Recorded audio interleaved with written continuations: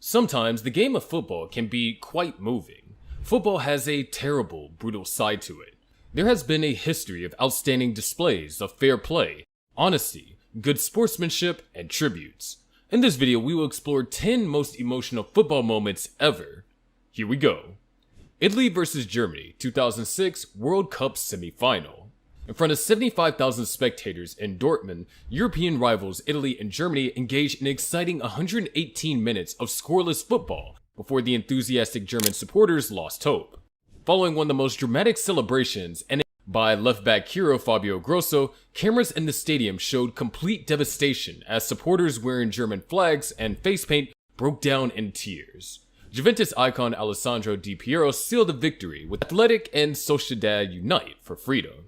Historically, Real Sociedad and Athletic Bilbao have been bitter rivals. The rivalry between the two Basque clubs, which has long been battled tooth and nail for local bragging rights, was set aside in 1976.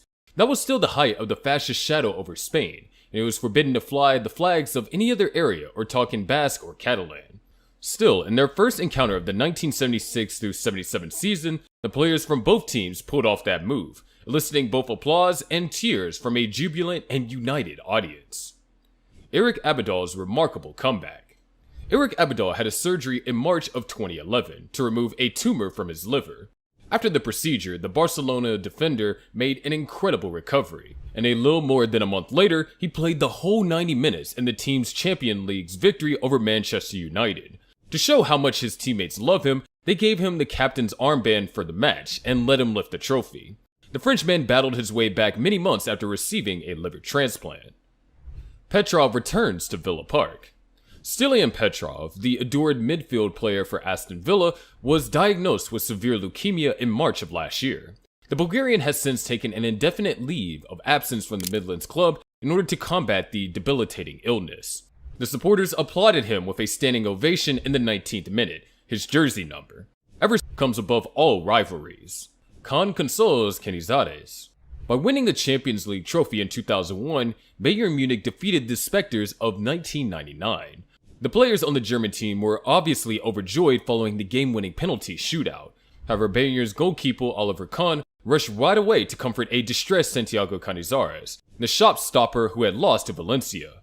Throughout his career, the large German was known for being a stern, unyielding individual. Iniesta wins it for Dani Jarque. Andres Iniesta's celebration after scoring the game-winning goal for Spain against the Netherlands in the 2010 World Cup was filled with passion. An inscription that read, Dani Jarque, siempre con nosotros, which means, Dani Jarque, always with us, was visible when the attacking midfielder raised up his jersey. There was no greater platform for Iniesta to pay his heartfelt homage to his compatriot. Jimmy Glass saves Carlisle United. An unexpected hero came up on the last day of the season, as stoppage time was quickly running out, and Carlisle United needed a goal to stay in the Football League.